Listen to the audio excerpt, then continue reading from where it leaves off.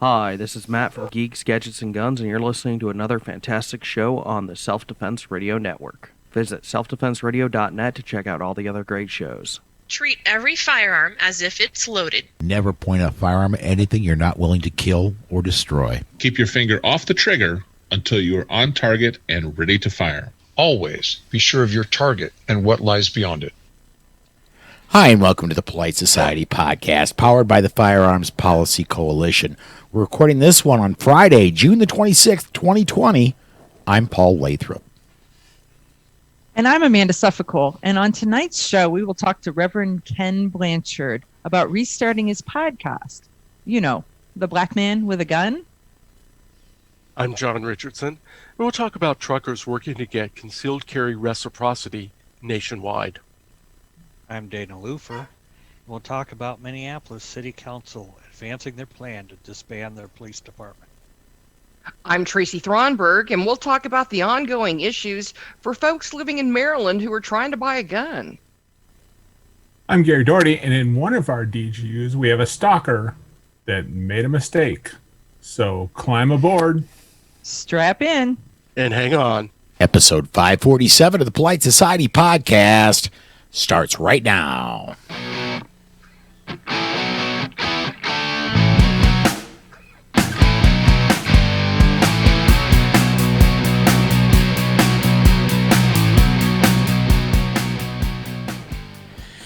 Hey, and welcome back. This is Friday, second Friday in a row that we've recorded because of my, honestly, crazy trucking schedule. But thank God I've got a crazy trucking schedule. It had been getting rather bleak for a while. This is our personal news segment. Since Rob is not with us right now, John, we're going to start with you. What's been up with you since the last time you recorded, man? Well, I missed a couple of recordings due to family obligation. It's good to be back. I'm still working from home. I think I'll be working from home up to at least September 1st. I don't have a choice about that. And now sometimes wearing a mask in North Carolina, thanks to a new order from our governor mandating masks. And as I like to say, Democrats in North Carolina sure have a long history pushing the wearing of masks, usually with hoods and white robes, but we won't go there. In other news, I was asked to speak again at the Gun Rights Policy Conference, and I accepted. And I have my tickets and a room for the NRA meeting Labor Day weekend in Springfield, Missouri. So that's what's been up with me. Gary, how about how warm is it in Chicago now? It's hot. It's very hot. I've seen a couple of 90s. Wow. Don't like it. Stay inside. But in spite of my governor, we are teaching classes again. I've had two classes at a Hyatt, and what they're doing is they're giving us a deal on the ballrooms, and we're adding extra instructors. So the past 2 weekends in June, we had 30 students. Some were renewals. Most of them were initial applications. And we had 10 people in each ballroom, and each one of them had their own 6-foot banquet table. So, and they were all spaced out another, whatever, distance apart. So far it's working. Just started another private class, 6 guys, friends, and that's going well. So, loving it. Lots of good questions about how do I get a gun? What do I have to do? What kind of training? Lots of good calls. Yeah, I heard your governor pretty much said that the American Trap Association couldn't have their world championships at Sparta, Illinois, so they've moved to Missouri. Yeah. Yeah. I can't remember how. Did you see how many millions of dollars? Lots. And from what I understand, the shooting line is like 3 miles long. Well, he wasn't sure that you could get adequate spacing over 3 miles. Well, we know what he was sure of. He didn't want anybody there. Yeah. All right, enough Illinois. What's happening in Texas, Tracy?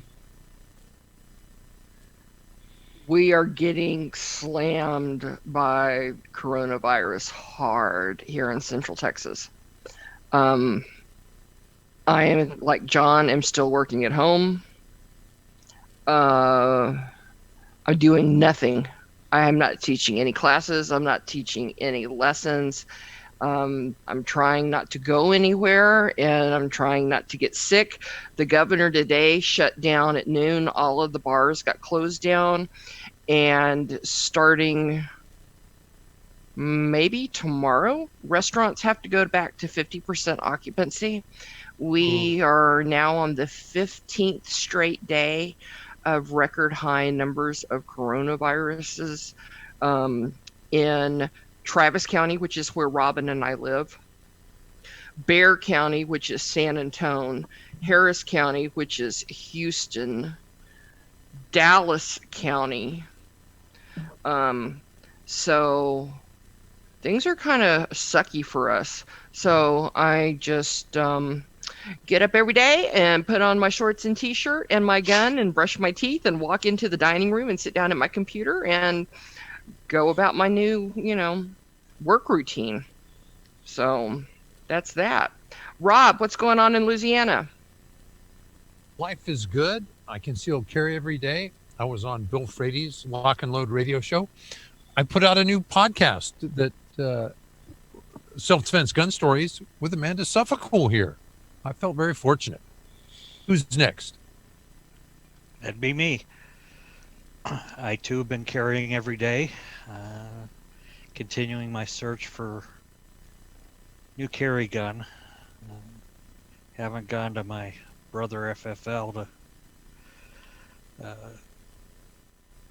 talk to him about it yet, and today was binge day for Rob Moore's Self-Defense Gun Stories. So I got caught up on those podcasts, so something else tomorrow. So, Dana, when I was mowing the grass last week, I finally did what you have always talked about doing. Listen to podcasts while I mowed. First time I ever did, and it's like, why haven't I been doing this before? Not only that, but depending on the earbud you have, it also helps with cut down some of the noise. It did.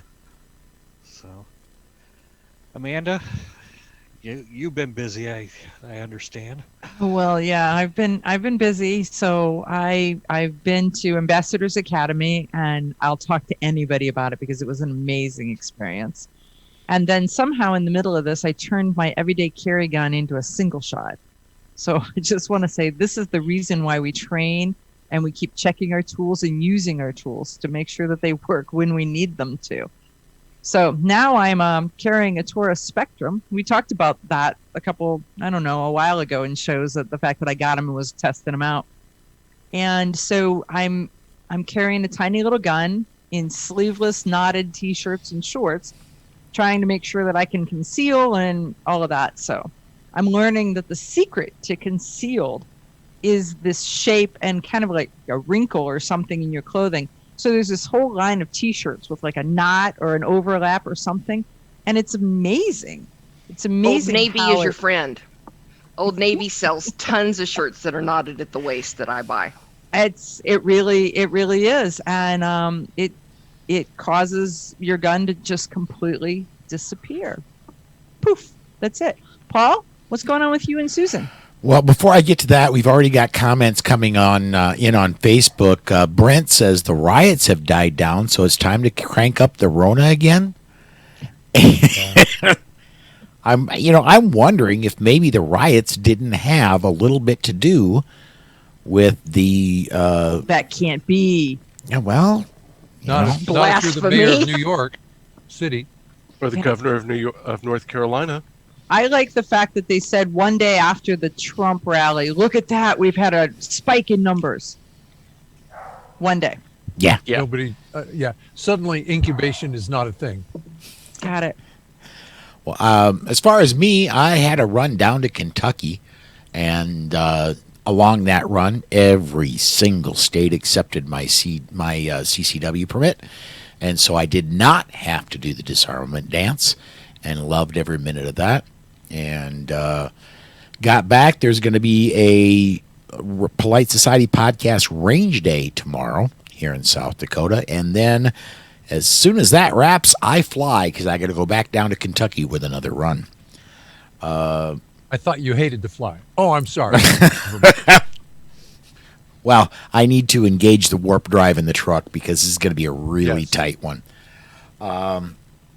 Just got off the phone with some AmCon planning, and about 2 hours ago, I finished that phone call up, and things are really, really, really shaping up well for Gun Rights Policy Conference and for AmCon.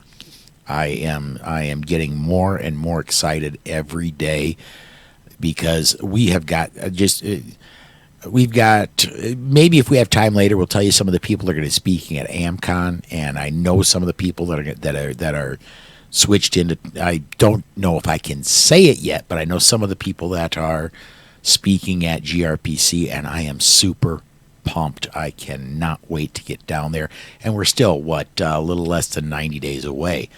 So all is good there with me.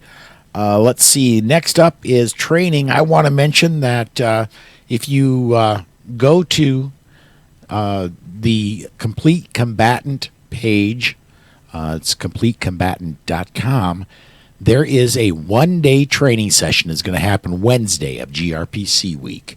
It is a one-day pistol course hosted by the Complete Combatant. I will be there, and it's a really reasonable price. I do not remember off the top of my head how much it is, but I think it's about $150 for a one-day course. Basically a one-day pistol course. And come join us for that. I think that's going to be a lot of fun. Does anybody else have training they want to talk about? Well, I do, because I generally never do, because we don't put a lot of training classes out unless we've got custom or special ones. But Ohio is going crazy for concealed carry classes. This idea that when you call the police that they're not coming has woken up a lot of people to the fact that they need a gun and they need the ability to be able to carry it.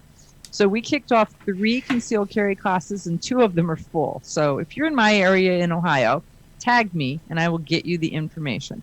So I'm located in the Akron, Cleveland, Ohio area. So you can find me on Facebook, Amanda Sufferpool.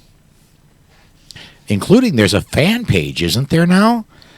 We're starting a professional page. Oh, okay. You know, it's at 5,000 people on Facebook, and then you have to do something. Okay. Do something. All right. So, Gary, what about you? Yeah, so the next public, the one that you can sign up for is in Deerfield, July 11th and 12th. 16 hours. That includes range, fees, targets, all that kind of stuff. Email me for more information. Gary at firearmsafetyinstitute.com, or you can always call the easy to remember phone number 860-556-1911. That's an awesome and phone of course number. I'm booking private class. I just had 2 of them last week. I got another one going on this week and next week, so those are always available too. All right. Gary, I thought about you the other day because the stats for Illinois are off the chart. Oh yeah. Well, yes, and the oh my gosh, I need to protect myself, and oh my gosh, the police aren't going to come. Both stats are going the wrong directions or the right directions, I guess. A 20-fold increase in gun sales and a 5-fold increase in concealed carry applications in Illinois. Everything is sold out. Everything is order and wait. All right. Before we head off to break, I want to talk to everybody about the Self-Defense Radio Network. All your pro-freedom podcasts in one place. You can see, those of you watching on Facebook, you can see that we're up there. Self-defense, gun stories, modern self-protection, firearms chat. All in all, great group of podcasts you can both subscribe to right off the website, or you can listen if you're not sure if you want to subscribe. But all that is at sdrn.us. We're going to step aside to break. When we come back, we've got Reverend Kenn Blanchard we're going to be talking with. He's bringing back his podcast, Black Man with a Gun. We're going to be talking with him about that right after this. This portion of the Polite Society podcast is brought to you by the Armed Citizens Legal Defense Network. If you carry a defensive handgun, you need protection from the aftermath of prosecution. Even if you do everything right, you can be the victim of an overzealous prosecutor or even be falsely accused. That is where the ACLDN comes in. They provide immediate assistance when you need it most. If you find yourself under arrest, they immediately pay bail money and the retainer for your attorney. Additional funds are available for trial and civil proceedings. Beyond the money, they have far and away the best team in the industry, providing you invaluable information and training DVDs that are included with your membership and who stand ready to work with your lawyer on your defense. People like Masad Ayub, John Farnham, James Fleming, Tom Givens, Emmanuel Capelson, Dennis Tuller, and led by Network President Marty Hayes. Initial membership is only $135 for your first year, and you get 8 incredible training DVDs and other educational material when you join. If you don't have tens of thousands of dollars to defend yourself at your disposal right now, you need to be a member of the ACLDN. Go to armedcitizensnetwork.org and become a member today. And please mention that you heard about them on the Polite Society podcast. Hey, and welcome back. This is the interview segment of the Polite Society podcast, powered by the Firearms Policy Coalition. Joining us tonight, longtime podcaster. This guy has been at it for longer than me, and that's saying something. Kenn Blanchard. Kenn is the proprietor of a Black Man with a Gun podcast. Kenn, that podcast went away for a while, but it looks like you're coming back. Oh, and I don't have audio from Kenn. What's going on? Kenn, make sure your microphone is enabled. Now we're back. Now you're back. Okay. Sorry about that, Paul. That's all right, man. Bit rusty. Kenn's podcast was delayed for an additional 5 seconds there. Oh, no. Yeah, little thing I call a mute switch. Making sure you don't hear me eating popcorn or nothing in here while you guys were jamming, talking about life. It's been 7 months since I concluded Black Man with a Gun show. And I just thought, I'm done. Stick a fork in me. I had started it in 2007, and it was jamming. I mean, I learned and grew on that podcast. I tried everything. Podcasting was new, so I experimented. I told stories. I had jokes. I had comedians. I had people who weren't funny. I told narration stories. I had news. I even sang on the thing. I practiced and found out what my range was for trying to sing. It was totally a learning experience, and folks still stay with me. And when I ended it, it was because of the same stuff that I started with. I thought, all right, I was unique in the world when I started, but now there's quite a few Black people with guns, and that's a good thing. So you don't need me. I can slide off into the sunset, and that's what I thought. And I was tired too. I've been beat up by the best. I've done a lot of one-on-one and group Second Amendment fights that never were televised. I was the guy that spoke to legislators in their offices, on the phone. I was at meetings for Moms Demand Action and a whole bunch of moms groups that don't even exist anymore. Beat up by pastors. I got a lot of scars, but the rest did me good. I got a chance to reassess and see what the world was doing. And folks still wanted the show.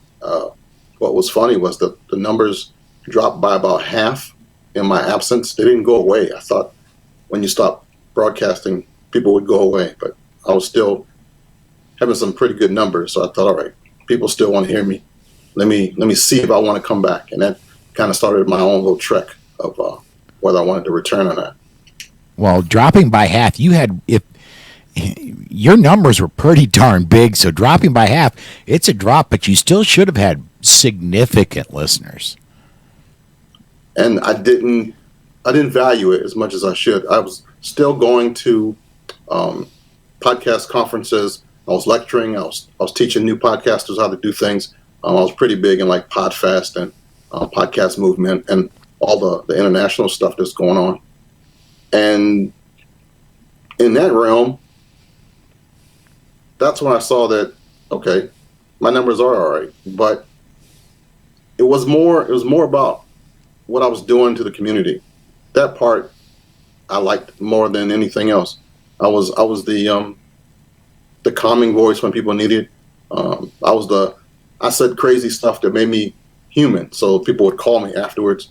I did a couple of funerals, a couple of weddings, baby christening, all because of my relationship with my viewers on the podcast.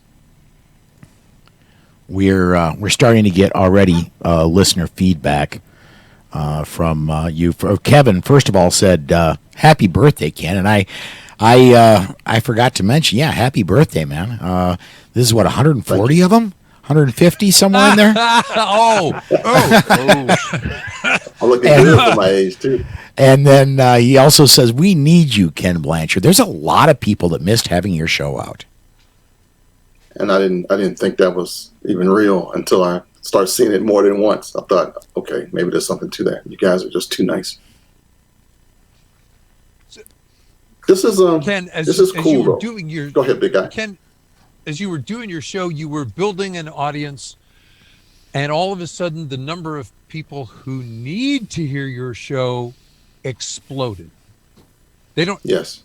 You're back in the same problem, but the faces have changed.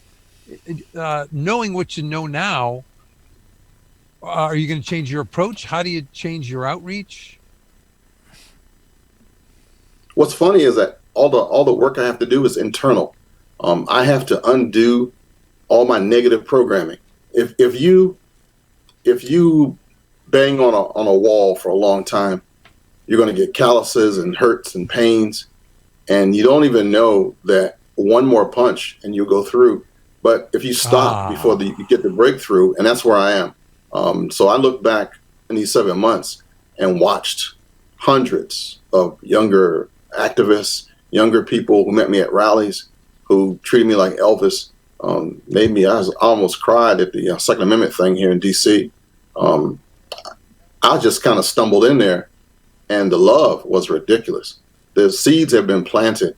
What didn't happen in the beginning is happening now. So now it just took a little longer. See, when I came out of the chute in '91, I was on fire. I had every training thing you could think of. I was ready to certify law enforcement and in self-defense and first aid and CPR, and I was certified in Maryland and Virginia and DC there. I mean, I had certificates out the wazoo, but the world did not want me yet. They still had a problem with the activism part and the whole Christian and guns thing. I hit with that. I got hit with being African-American and pro-gun, got hit with that. I got hit with my political conservatism. I got hit with that. And I had to do more preaching and teaching in the right to do something than actually how to do it. So all my certificates, after a while, I stopped getting certified for it, became just the voice that told you, okay, now that you're ready to listen, here's where you have to go. So now, almost 28 years later, I'm going to be a director. There's plenty of instructors. I'm going to tell folks who listen where to go find good instruction, where to find good training based on these requirements. I'm going to be the person that tells you this is what you need. And even that firearms have gotten better in the 20-some years I've been doing this. At one time, you had to ship everything to a gunsmith to get your stuff tuned up. Now things come out almost perfect without even doing anything. So a lot has changed in these 20-some years. And I'm adapting. So I'm trying to be more positive than I was before, if that's possible. I do hear the words of Tom Gresham. You know, he goes, it's amazing how working really hard for 30 years makes you an overnight sensation. Oh, yeah, man. Yeah. Folks, I never heard of you before. And I just put my head down. I was like, it's okay. It's okay. Did you learn to read Ask last your mama. night? Wow. Ken, I have to say I'm so glad that you have decided to come back, because I really think that the Second Amendment world needs you and needs your knowledge, your experience, and your overall calmness in this sea of mayhem, so that you're knowledgeable, you're educated, you're well-spoken, and you're calm about it. And that's what we need right now. Yeah, thank you, Amanda. One thing that was a eye opener was when somebody asked me, "Can make this plain? This world is nuts." And I thought, not now. It's been nuts forever. Let me show you how. And I told him from the beginning, when I was a little baby, and my parents took me down to this thing called the March on Washington, and I was present for that. And then later, when my dad got his teeth busted out by police during the riots in D.C., and he came home with a nightstick, which I've been carrying it around forever. I have it here. It didn't deter me from wanting to be a police officer. My whole life has been in the midst of struggle and challenge. And my gift or my thing is to be the peacemaker, to let people know that this is how the sausage is made. Freedom isn't pretty. Rebellions and revolutions and people learning starts off stupid, starts off ugly, starts off horrible, but it's the end result that you fight for. And hopefully I'll live long enough to see more of what's already going on. Ken, there is a comment that if you want change, try anything. Now, that being said, throwing away everything that works is a real hard place to start from. What parts do you think we need to keep? What parts do you think we need to change? And maybe about your show too, as you say, you got to start out more positive and realize there are people who don't know you yet. Wow. And there's also a lot of kids. I heard this comment on Instagram, which really messed me up. You know how you can really get really pissed off at a millennial for spray painting something or tearing something down when they didn't build it, they didn't put it there, but they're destructing it. This guy said, actually, I don't know everything. Teach me. Don't be mad at me. Show me. And this was a guy I thought, like, when I was a kid, I was trying to get a family by the time I was 30. There are 30 and 40-year-olds out here today that still live at home, that haven't matured. They still need a little guidance. So if I pull myself back and not slam them as hard as I want to and teach, then we can turn things around. That's awesome. So I'm guessing then you've kept your feed active so that if somebody was subscribed to you, they're still subscribed to you. Is that correct? Yes. Nothing's going to change there. Okay. What's funny? I'm sorry. I just thought, you guys you've been holding it down, man. I mean, just continually to push on through, and I like how you guys just go in order and nice and neat, and it's just look at y'all. I was just clapping over here listening when you first started. I was like, man, this is nice. It's for me, it's more of a just don't quit. That's there's been times I'm going to be dead honest with you, Ken. You and me, this as a friend of mine. I remember having this conversation at SHOT Show a few years ago. Yeah. Man, there's been times when I've just wanted to throw the whole thing away because I didn't think I was making a difference, and that's why I started, was to make a difference. And then every once in a while something happens and, I am making a difference. And I just, for me, it happened often enough in the right times and places that when the discouragement hit me, there was something just to keep me going that next week. And then inevitably Rob will say something or John or Gary or Amanda or somebody will say something on the show and we'll all just bust up and I'm like, this is too fun to quit. So it just team, man. You got a good team. And then there's the times when Paul's not around and he lets us have his baby for a couple days. Let me just say that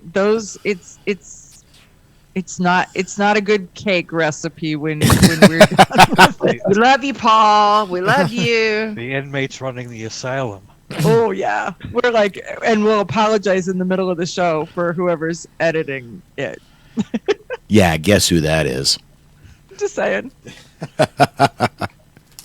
Somebody cool said, if you want to go far, you go alone. If you want to go fast, you go alone. If you want to go far, you go together. And you guys are going far. Yeah, it's been, we're what, 5:40, I guess 5:47. It's there on the screen. But it's just keep going. I mean, that's been it for me. Is just it's. Ken, you thought you would have some co-hosts. You and I never talked about that. I just listened to the show and I heard, I go, oh, he's been on more than once. I wonder if you had some regular spots. Things changed. Are you still looking for that, or are you going to what more like regular guests? Do you think? Haven't thought of it. I'm gonna have to do some planning in the next couple of days to see how I'm going to do it. But yeah, from what I've heard and what I've seen, but some of the other shows that have lasted, they have long-standing people who contribute. So I'll probably be going that way too. Yeah. I will tell you that it does make the show easier. I mean, my Sunday shows, if there was just me, it feels like you're just in a room talking to yourself. So if you at least have somebody that you're interacting with, it makes it to where you're now having a conversation, and to me it makes it a whole lot easier to then talk to everybody because you're talking to somebody. Well, we are coming up on break. Ken, can I have you hang out for one more segment with us? Sure. All right. We are going to step aside to break, folks. When we come back, we'll have more with Kenn Blanchard right after this. This portion of the Polite Society podcast is brought to you by The Complete Combatant. The Complete Combatant is designed for a broad base of citizens that range from students that don't own a gun on up to advanced students that train often. The Complete Combatant offers several different courses that build upon each other, from avoidance, using verbal commands, and preparing for contact, lethal versus non-lethal decisions, your 911 call, interacting with the police, to even dealing with the legal system in the aftermath. The Complete Combatant courses are a layered approach for all levels of experience that will walk you through all the many stages of decisions while developing a game plan tailored to your skills and your everyday carry. Please visit www.thecompletecombatant.com and make sure you mention this ad to receive 15% off. Again, that's www.thecompletecombatant.com and mention the ad for 15% off. And we're back. This is the Polite Society podcast powered by the Firearms Policy Coalition. Continuing our conversation with Reverend Kenn Blanchard. And Ken, before I started podcasting, when I first started listening to podcasts, yours was one of the very first I discovered. And I discovered you because I listened to satellite radio and happened to run across this really cool show called Gun Talk with Tom Gresham. And he had you on and mentioned that his show was on podcast. And then I looked him up, and then, oh, hey, I found Kenn Blanchard. I found the Unnamed Trucker, who's somebody who hasn't been around for a while. I found the Gun Dudes, who haven't been around for a while. But when I discovered your show, I would consider it more of you weren't a single tie. Yours was really a variety show. Everything from, you had at one point a chapter a week did an audiobook. You did some singing. You did all kind of stuff. With your format now, is it still kind of a variety thing, or are you pretty focused on gun rights, or what's the program now? What's coming in the next couple of weeks is going to be, what's my format? Something for the old, something for the new, encouragement, inspiration, and history. Going to make sure that you're going to definitely get some old man wisdom and some peacekeeping stuff in there. I used to be really hesitant about preaching in a way on my podcast, but it's needed right now in some ways, and I've learned to do it. So it's not like going to church really, but it's a good word. It's the wisdom of the greatest peacemaker of all time, and I'm going to try to infuse that with gun rights, and we'll talk about guns too. But my whole premise, I woke up one morning and I thought, what would Martin Luther King do if he had a podcast? What would he do? What could he do if he had a YouTube channel? And if he was talking to me and saying, I need you to do this for me, what would you do? And that's the premise for the new shows coming. I'm going to try to talk to all those people that you saw on TV, burning and looting and shooting and worrying about defunding the police. I'm going to talk to them directly. I'm going to try to talk to us, the ones who've been around, who need to be cheered up, patched back up, and sent back out to fight again. I'm going to be that guy. Still going to be the pro-gun variety show, and also be the chaplain of the gun rights movement. All right, we're getting comments again coming in on social media. I'm going to bring this one in. Jim says, hi, everyone. I just tuned in. Great to see and hear you, Ken. Love your podcast. Thanks for all you do. Speak Life podcast has been a real blessing to me. Thanks. Looking forward to what you have coming in the future. Could you talk a little bit about that Speak Life podcast? Because that's something that you've been a little bit doing in the interim, but you started it before Black Man with a Gun ended its run. Yeah, it was called In the Wilderness Ministries podcast, and that was the ministry that I took up when I became in the ministry. So it kind of went away when I actually became a pastor, and I've been trying my best to use technology to get the gospel out, and I really solidified it with Speak Life. The last couple of years, I was able to get the church set up. I mean, everything is, legally set up for actual physical church, and we go and travel like a pastor at large. The podcast itself comes out every Sunday. It's between 25 and 45 minutes long, and it's mini church. It's a message, it's encouragement, it's inspiration, it's biblical teaching, and then I'll get some music in there that help folks meditate. And what's been a blessing with Speak Life is that every door that could be open has been open for it. And Pandora was trying to experiment with podcasting, and they requested Speak Life. So I was one of the first podcasts that was independent, that was on Pandora's platform, and it went from 300 downloads to 4,000 in like a month by being on this platform. And I'm right up there with all the big mega churches and televangelists. So it's kind of cool that my style is being utilized by God. So if I can help somebody with that, speaklifepodcast.com is a quick link to get to it. Well, I got to say, I'd much rather listen to you, Ken, than, let's say, somebody with blow-dried hair in a big mega church down in maybe Texas. Not that we're naming names. Not to name names, but yeah, right. Okay.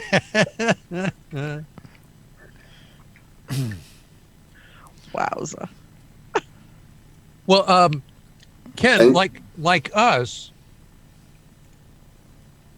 it's not, oh, wow, what could you possibly have on your show?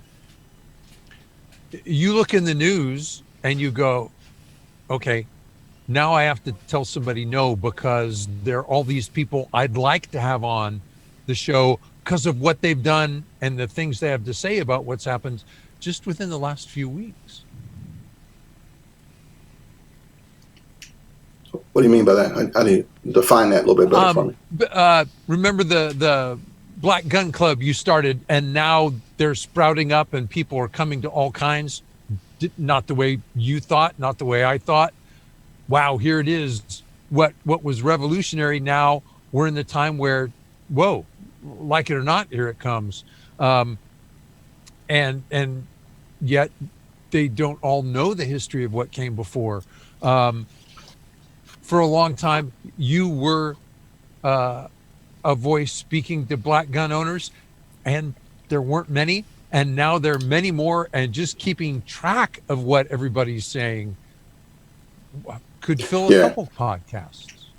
Yeah, and then it's also a part of the learning thing, which if I pull myself out of the conversation, if I look at the comments, the racist comments that you'll see and that you'll hear from some of the groups, if you pull yourself back and you lift yourself up and look at it as, what if you were a baby or a kindergartner and you wanted to separate yourself, all the boys and all the girls on this side, all the kids that look like me, we're going to play together. When you're in kindergarten, that's cool. When you're adults, you say you're a segregationist, you're racist. I'm learning through what I just said about pulling myself away, is that you will go full force, full bore as a segregationist.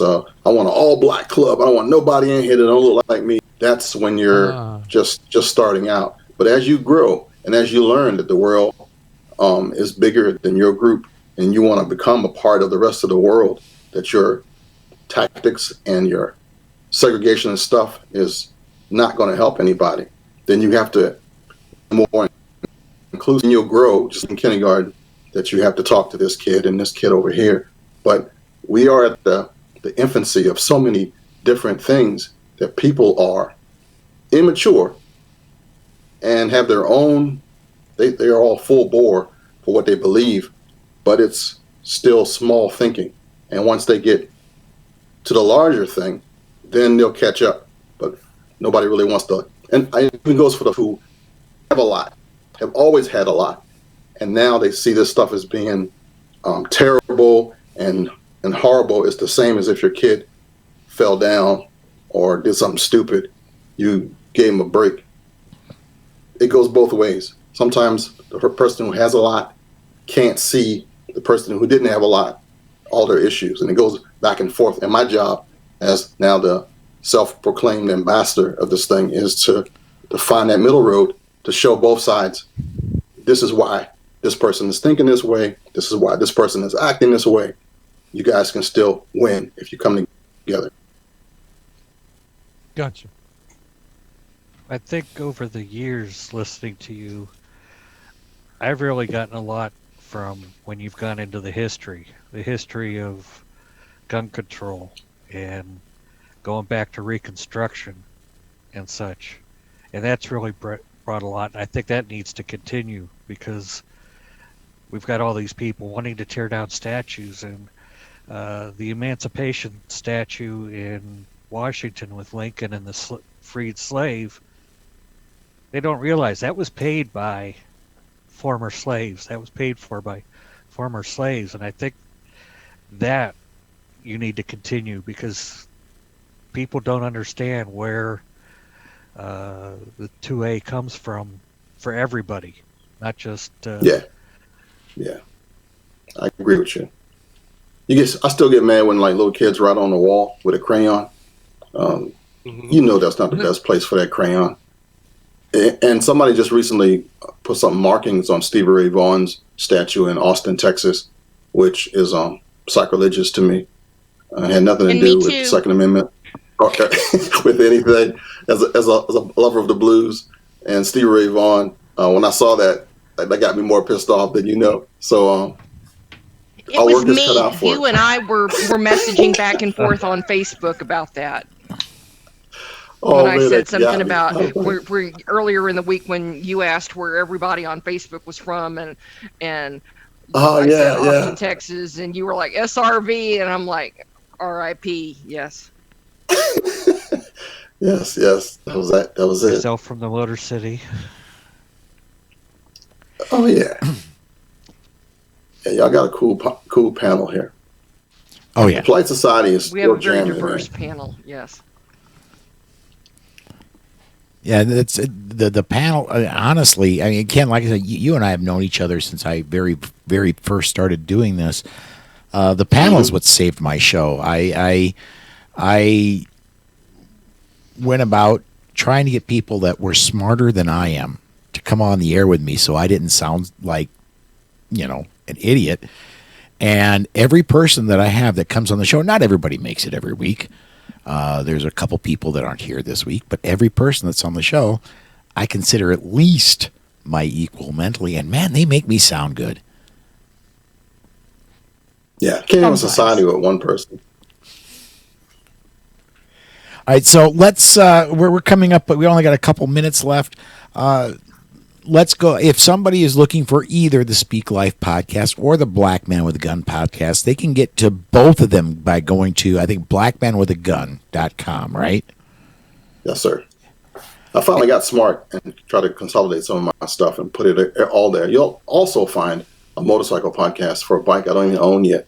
IndianMotorcycleRadio.com. Oh, really? One of my, yeah, I love motorcycles, so I had to do that because I have a podcast habit. Podcast habit.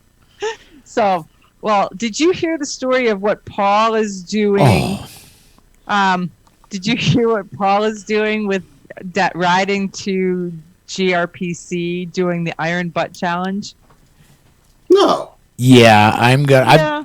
Last fall, I bought a 1982 Honda Goldwing, and I'm going to ride that from Sioux Falls to Atlanta, 1,147 miles in less than 24 hours, and I'm going to turn that into a fundraiser for the Second Amendment Foundation. And cool.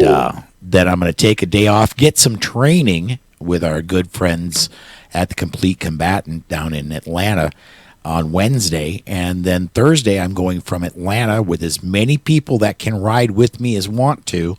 I'm going to do that 500-mile journey down to Orlando, and we'll kick off AmCon and GRPC. I'll be riding in on Thursday, setting up AmCon Thursday night, and then the whole weekend kicks off Friday. We're So- taking You just bets call it that he's Iron going to Butt, be right? like a My Pillow commercial when he's done with 1,147 miles. Yeah, I agree with that. Go on, good on you, man. Good deal. So, anyway, we are, and I didn't mean to turn that into a promo, but it kind of went that way.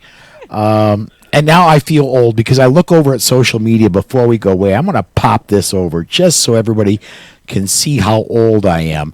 Sarah Cade Houtman says, "That's the year I was born. LOL, badass." Oh my God, I feel old. My motorcycle is as old as Sarah. That's just What year is it? 1982. Oh, yeah. It's That's almost- my daughter's age. Yeah. So, all right. Thanks, Sarah, for making me feel old. We're going to step Oh, aside to good. break, folks. Thanks, Ken, for joining us, man. I'm really looking forward to when your show comes back. We're gonna come back with our news segment, and we've got a lot of stuff to talk about, including some trucker stuff that it sounds promising, but I don't think it's going to happen. Hang on, everybody. We'll be back with that right after this from Concealment Solutions.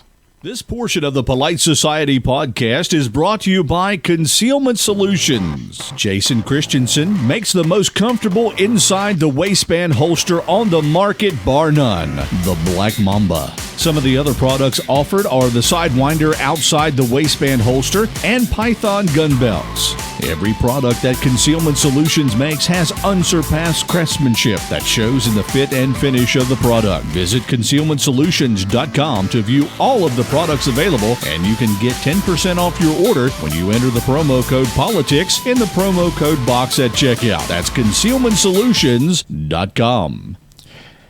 And welcome back. This is the news segment of the Polite Society podcast powered by the Firearms Policy Coalition. News segment. Let's start off with the first thing on the news. And I've been tagged in this, I don't know, maybe 100 million times on Facebook, somebody posting this story. And truckers are trying to push to get the Concealed Carry Act moving, would allow basically national reciprocity. And every time somebody tags me in a post, I try to comment, it's a great idea. I hope it works, but man, I'm not holding my breath. We've had this, we've been teased with this multiple times before, and nothing has come of it. Anybody want to jump in on that one? Well, in this Congress with Nancy Pelosi as the Speaker. Yeah, I don't even think it would come up as in a hearing before it be brought to a vote. So Richard Hudson from North Carolina has brought this up 2 or 3 Congresses in a row. It's a good bill. It would do great stuff. Until you have a overwhelming majority Republican, or I take that back. When you have an overwhelming majority of pro-gun legislators, regardless of party, that would be the only time we're going to be able to see it. Yeah, but wouldn't it be not afraid legislators? Good point. Yeah. We have pro-gun legislators. We just have a bunch of wimps that won't vote for stuff because they're worried about keeping their job instead of doing what we put them in office for. Well, we've seen trucks get hijacked on city streets by mobs, and it was really frightening when some of them were tanker trucks, and I thought, oh my goodness. The driver was terribly unlucky. The rest of the world was terribly lucky that was not set afire. When truckers sit outside of metropolitan distribution centers and won't come in because it's not safe, then Congress will pass this in a hurry. Until then, the politics remain the same as they were before. I'll tell you this. There was I think I mentioned this on the show before. I may not have. It may have been in a different arena. But there was a poll done by the Trucker magazine that polled at random a sample of American truckers. And it was, if I'm remembering correctly, 70% of drivers said they would refuse to deliver loads into any city with a disbanded police department. Right. And will that's possible, but that also means that 30% would. I don't know. I myself have told my dispatcher that I do not want to go to Minneapolis. I will not do New York City anymore. That I would prefer not to go to any place that has a active disturbance. But same point, man. You got to pay the bills. So yeah, but you're not paying any bills if you're dead. That is absolutely true. That is absolutely true. And I'll say this: if you're a driver and when you went through school, you did not get training on how to deal with attempted hijackings or social unrest, get in touch with me on Facebook. I'll give you my phone number. We'll have a nice long talk. There are a lot of things that can be done, but I'm not going to address them on the air. Paul, I remember lots of regional distribution centers were well outside of the metropolitan area. I'm thinking of the big, distribution centers in the Central Valley that are outside the LA area. You see the pattern repeated around the country. I can imagine long-haul truckers delivering goods essentially to adjacent towns. Now, if local drivers want to come out of the city to get it, that's on them, right? Yeah, and I go what I primarily do anymore goes mostly to distribution centers for the outbound. The load away from the upper Midwest. Right. The load back, you got to get something that pays you to come back. So right. I could be picking up this coming load that I'm doing. I'm picking up a load in central Tennessee that goes up to northern South Dakota, and neither one of them are a distribution center. And so the town I'm going to in Tennessee is very small, and so is the one up in northern South Dakota. But again, it's all in you. Just as when I strap on a gun every day, I have to be aware of myself and what's the situation is around me. When I jump in the truck every day, I have to be aware of what's going on around the truck and pay attention to that. And just as don't go stupid places with stupid people and do stupid things when you've got a gun on, don't take your truck into stupid places. Know what the route is before you start. Know if there's an accident that's going to be shutting you down off of the interstate and you got to make a back road. Know what those back road shortcuts are going to be. You've got to pre-plan in trucking just as you pre-plan when you put a gun on. You said strap on a gun, and I picture something completely different. But the point is, when Rob said that the Concealed Carry Act for truckers would get moving if they wouldn't, but you, Paul, you would not personally deliver into Seattle, Minneapolis, even if you could carry, right? I mean, you just don't go stupid places. So right. I don't think that aspect of it really matters, does it? Not as much, no, because until things are under control, and my dispatcher, God bless him, said that we refused loads going into bad areas. It's yes, even if right now, if they told me I could mount remote controlled 50 caliber full autos on my truck if I would take a load into the CHOP or Chaz or whatever, I'm going to tell them no. I don't want. But that would look so cool, Paul. It would. Go for that cool rock. It absolutely would, but I don't want the headache. I really don't. No, you don't. Yeah. Mad Paul doesn't sound nearly as cool as Mad Max. Yes. All right, let's look at some other stories here because we've eaten up a good amount of the news segment here. Oh, before we do, I got a couple social media things I want to pop in here. I'm going to get this one in.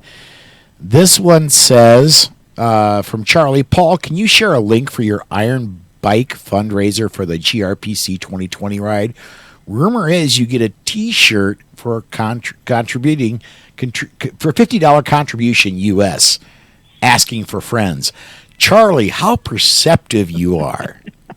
Yes, if you contribute $50, and the link, the website to go to is butdidtheydie.com. One T in butdidtheydie.com. If you do contribute $50, you do get a T-shirt. And they're mighty cool T-shirts. They're designed by Yehuda Reamer. And George says, went to New York City twice. First time, my rig was broken into. Second time, a fellow with no license, insurance, or registration and high on don't know what hit me while I was waiting at a red light. $35,000 damage. Live and learn. I've been to New York City numerous times. I won't go again. I'm done going. And where I went was more Long Island. I had to go through the city to get there, but where I went was out on Long Island. One time, and only one time, I went into Brooklyn to pick up a return load. It was the biggest trucking nightmare of my life to try to get in and out of there. It took for what in any other part of the country would have been an hour and a half total, 45 minutes in, 45 minutes out. Took me 5 hours in and 4.5 out. And I just, no, absolutely not. I seen a whole bunch of carnage there, but thankfully my truck was never affected. Let's talk about some other news. Rhode Island governor signs bill to outlaw ghost guns. Anybody know specifically what they're referring to as ghost guns? Are they talking about 3D printed? What are they talking about? From what I understand, it is 3D printed plus 80% lowers. But 3D printing for sure is in their bill. Okay. Any non-serialized firearm from a manufacture. What's interesting is that the governor doesn't really know our history. All guns were homemade at one point, and a gun is a very simple object.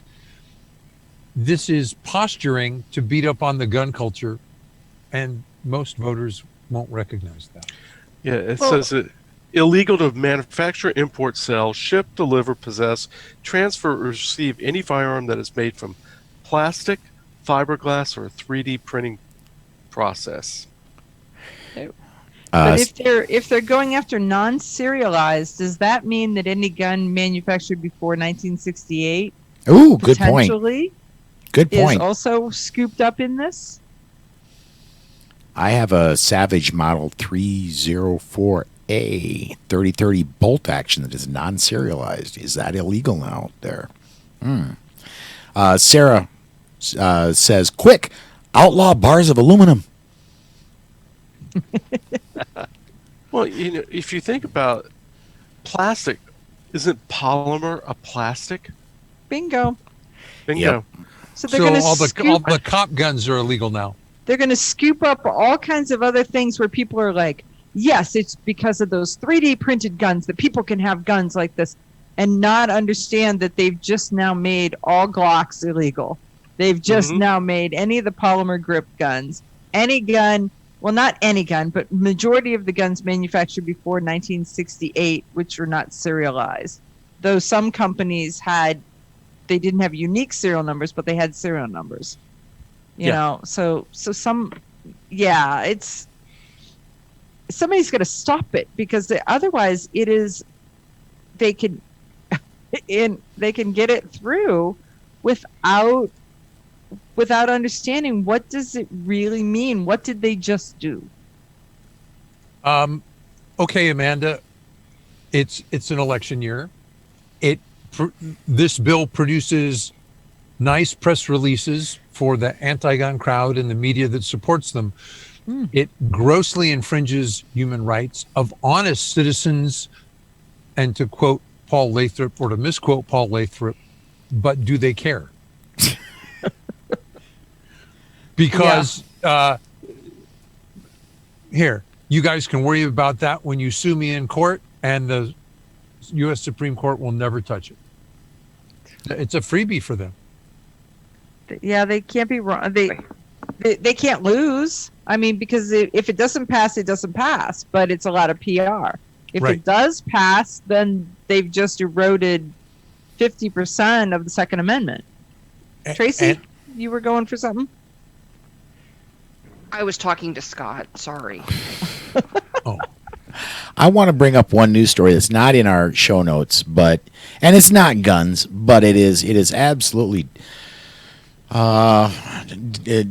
it directly links what the leadership of the anti-rights groups. There is a law apparently now in Oregon. I think it's an executive order. I don't know if it's a law or not, but you must now wear a face mask anytime you are outside your home if you're white. Yes. What I'm hearing. If you're white? Yeah. Yes. Yeah, only if you're white. All minorities are exempted. Where is this at? Oregon. Obviously, I wasn't listening to you enough. As well. Oh, my goodness.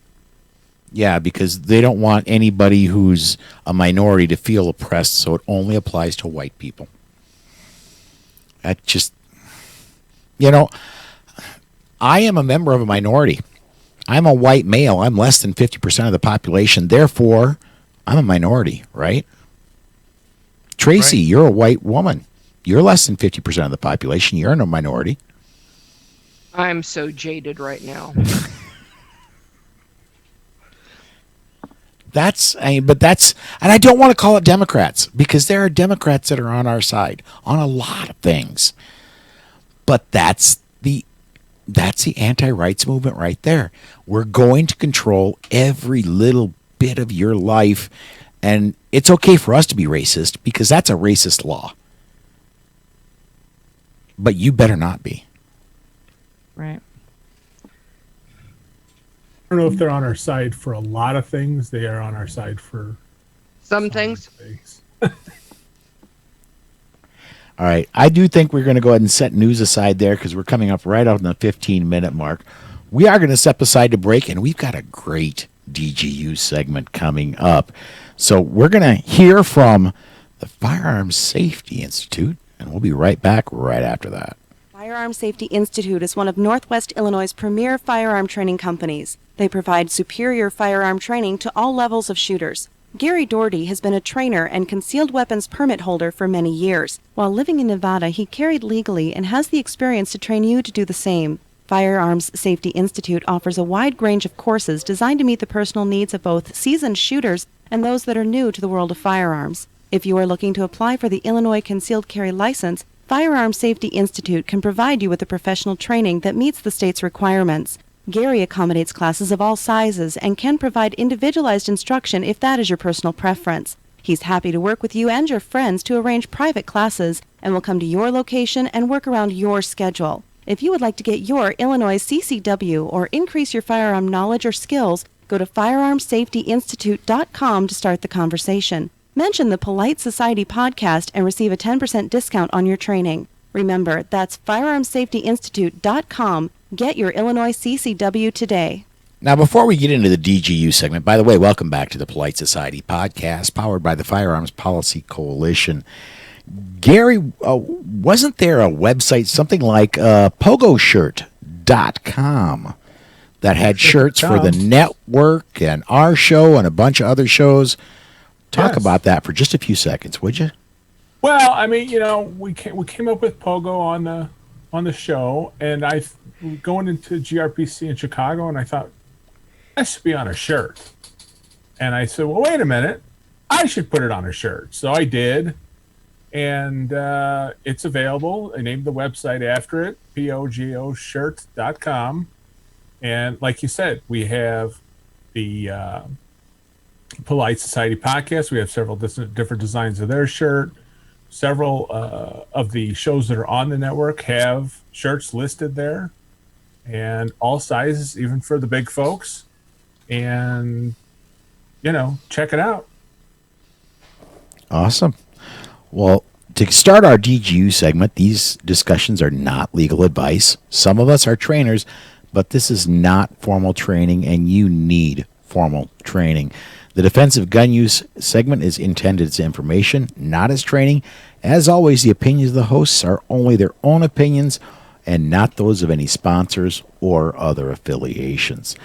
I'm going to be very honest. I got a lot going on over here, so if somebody could jump in and read the first one, I would be eternally grateful.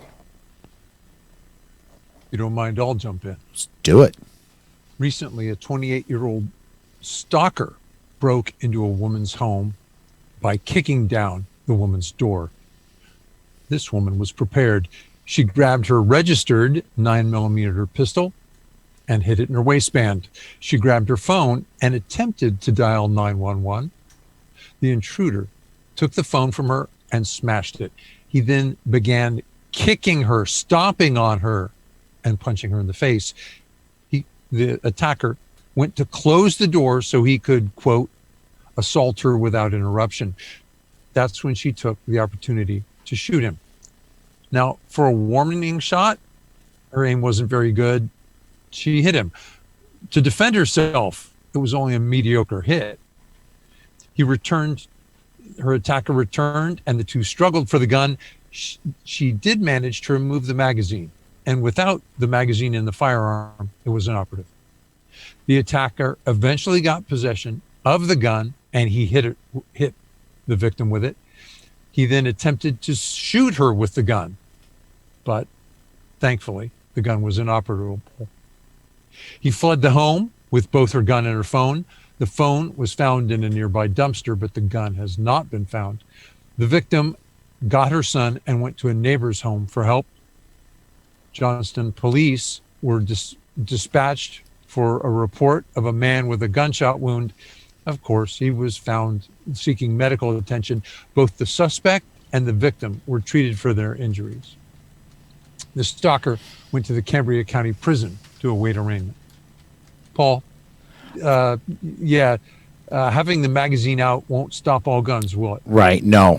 Matter of fact, it's a very big minority of semi-automatic firearms that will not fire when you take the magazine out. I know Rugers, specifically, a lot of Rugers will not fire without a magazine in, but the majority of semi-automatic firearms, it's a great idea for this lady. Good on her for either knowing her gun or getting lucky. But the majority of semi-automatic firearms, if you take that magazine out, there's at least one more shot that could be fired out of that gun. Mm-hmm. It seems to me, and I suspect to all of us here, the woman took care of half of her defense. Good she got a gun.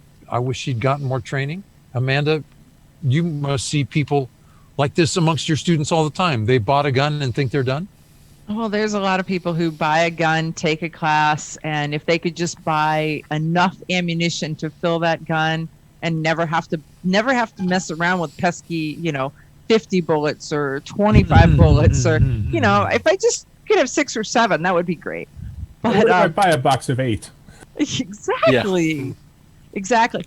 But I think that isn't it Glocks that have the mag, when you do the mag release, that renders the guns inoperative? Nope. Because I think that was No, every Glock I've ever had will fire. High powers will not fire. Yeah. Yes. High powers have a magazine disconnect. I thought it was Browning high powers. Yeah. Yeah, I thought it was the G word gun because I don't own one, but that was the rumor I heard. So it really is a good point though to know your gun. If you only have one bullet, where do you put it? What do you do with it? And how do you make it work? Thus, you can figure out also part of your safety plan. But if she had the opportunity to release the mag, which means she had control of the gun, why wasn't she just letting him have all the bullets one at a time? Yeah, in rapid succession. That was my question. Exactly. Training. So I'm confused. So that was the interview process when I got hired. Paul said, "Do you have a Glock?" He didn't ask you. I thought he required that for everybody on the show. No, because I would have flunked that because I do not. I have a variety of flavors, but that's not one of them. And I was just going to say, Amanda, you're lucky that we're all open-minded here because if you were in the mainstream media, it would immediately get translated to Amanda Suffolk hates Glocks. I don't have one either, so I have She's one. not alone. Yeah. I'm so bad. He got desperate. He started hiring everybody. They do have a 1911. People that shoot 1911, you beat me to it, John. I have one of those too, Dana. We're good. All right, let's move on to Long Beach, California. I'll take this one. Police responded to a call by a resident of a home who said 2 men had broken into his home. Once inside the home, they started to assault 2 residents. One of the 2 invaders and one of the residents were at one time associates. During the assault, a resident grabbed a gun and opened fire. When the officers arrived, they found an 18-year-old attacker inside the home with multiple gunshot wounds to his upper torso. They then found his comrade lying in the street a short distance away. He, too, had upper torso gunshot wounds. Paramedics attempted life-saving procedures, but life in the 2 men could not be saved. One of the residents was taken to a hospital for an undisclosed injury. Of course, the 2 men are not talking as to the motive of the break-in. I got to say, that's fairly not very common where we get a DGU where multiple attackers get multiple shots on them. Somebody sounds like they had training in this one. Rob, what do you think, man? Yeah, what do you suspect that this was some black market economics going on? If you avoid doing stupid things with stupid people, your chances of getting into a gunfight go way down. Mm-hmm. John, what do you think? Well, I just listening to it, where the two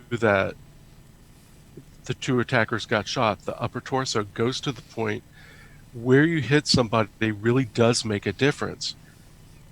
Upper torso, critical area, you could gut shot somebody. Nobody wants to be shot in the gut. It can cause, infections later, but that person can still stay in the fight.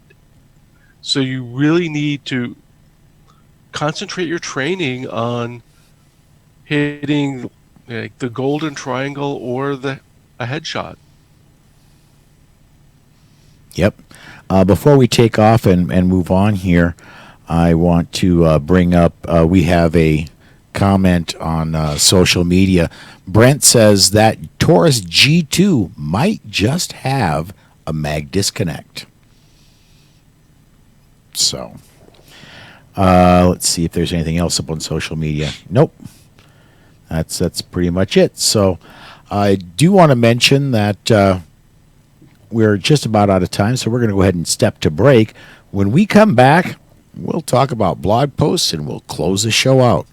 We'll get to that right after this word from the Jews for the Preservation of Firearms Ownership. In 1928, Germany required its citizens to register their firearms, making possible Hitler's 1938 Nazi Weapons Act, disarming all Jews. Now ask yourself, what is the real consequence of registration? All in favor of gun control, raise your right hand.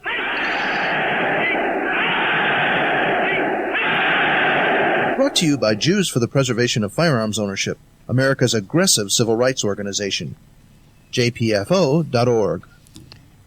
Hey, and welcome back to the Polite Society podcast powered by the Firearms Policy Coalition. This is our final segment. In this one, we normally talk about listener feedback, and I got to be honest, I haven't checked email in weeks. Today has been extremely busy for me. It's the one day I get at home, and I just have not had a chance to get to checking email that would be sent to onair@politicsandguns.com.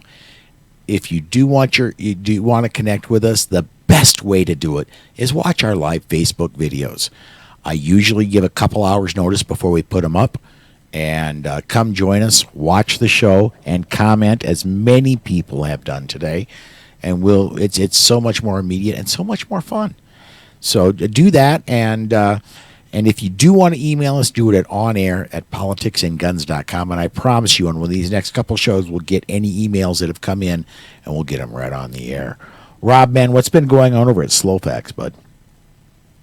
I've been beating up the media the way they've been manipulating us. Not directly applicable to the Second Amendment. All I would say is it's an election year. It shows. And despite the sympathies that the media is trying to elicit from us, get all the facts before you make a decision. John, tell us about your stories at No Lawyers, Only Guns and Money. Well, I have a number of new posts up since I was last on the show. I do want to point out that the North Carolina General Assembly passed House Bill 652, the Second Amendment Protection Act, yesterday, and it had bipartisan support. It could be veto-proof if the Democrats don't waver. It's going to the anti-gun governor's desk. It does a number of things, but probably nothing more important than allowing church carry where there is an adjoining private school. Right now, that's defined as educational property, and therefore you can't carry. My post has links on how to urge the governor to sign the bill. And as I said, it did pass both houses with a veto-proof majority, as long as the Democrats who did support the bill stand up to the governor. We'll see. That and more is at owninggunsandmoney.com. All right. Before we take off, I do want to recommend everybody go look at the Facebook listeners group we have. Just go look at Facebook and search for Polite Society Podcast Listeners. We get more listeners in there each and every week. A lot of interesting stories go in there, and it's a really cool place to hang out. So that does wrap up another episode of the Polite Society Podcast. I'd like to thank Kenn Blanchard for joining us today. So for Amy, Tracy, Belle, Dana, Gary, John, Susan, Amanda, Robin, and Rob. Until next time. Stay safe. Be aware. And we'll see you down the road.